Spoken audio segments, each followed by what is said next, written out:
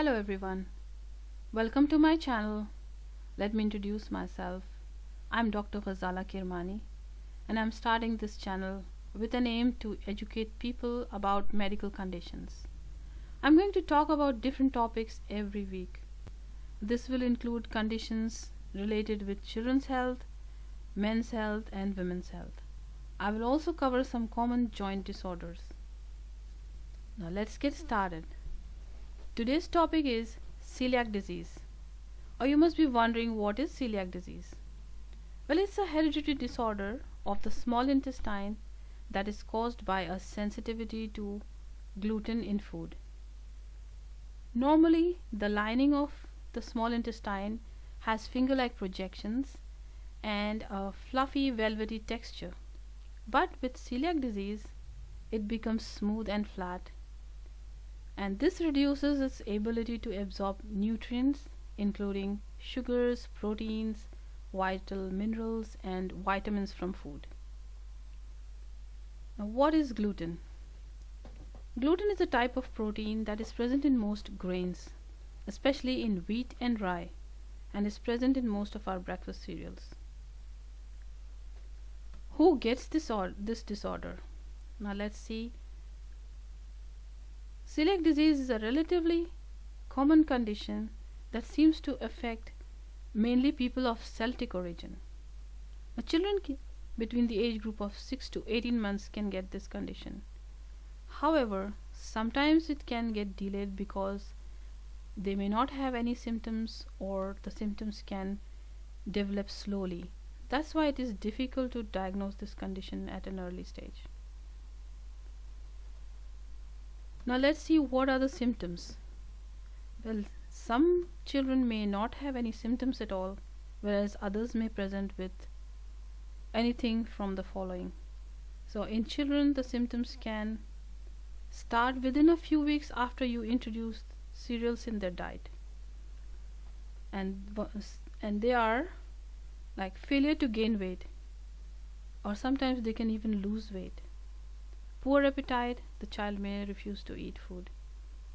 They can have mouth ulcers, they may have nausea and vomiting, they may have diarrhea. Some children may complain of loose, pale, bulky, bad smelling stools. Some children may pass a lot of wind and they will have belching, swollen tummy, and sometimes pain in the tummy as well. So the symptoms can vary. Let's see, what are the symptoms in adults. Some common symptoms include tiredness and lack of energy, which is obvious because of anemia. This can also lead to weight loss. There can be diarrhea, bulky offensive stools. They may experience some pain in the tummy and a bloating sensation, and sometimes they can have anorexia and nausea. Now let's see, what are the risks of this condition. Generally, it's not a serious disorder when it is diagnosed early, but otherwise it can have some serious consequences, such as children can have some stunted growth. It can be permanent sometimes if not treated, and they also have an increased risk of developing infections because their immunity is not very well developed. Both adults and children, they can get anemia due to the poor absorption of nutrients. Let's look at how is it diagnosed. Well, there are some special blood tests that can give some clue to the diagnosis, but they are not specific.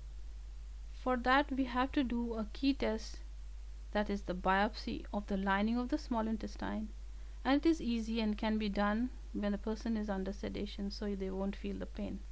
A small piece of the intestine is taken and it is examined under the microscope, which may show there can be a flat lining of the intestine, and this is a definitive diagnosis of this condition.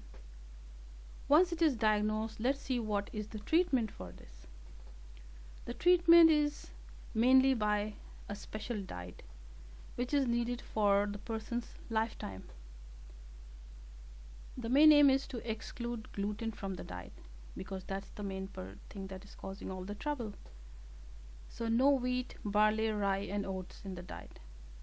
This will eventually allow the bowel lining to recover, and in children we can see a dramatic response. So the person who is affected by this condition and diagnosed has to avoid foods that are that have that are obvious and that have gluten in it, such as bread, flour and oatmeal. The good news is that there are a lot of gluten-free diet available in the supermarkets, which is also tasty. So people can try that. And the iron and vitamin deficiency has to be corrected by taking some tablets, which is easy. This is all about the condition. Okay, that comes to the end of my video. Thank you for listening. I hope you got some idea about celiac disease. Don't forget to like and subscribe to my channel, and don't forget to turn on post notifications so you can be updated with my videos. Bye for now.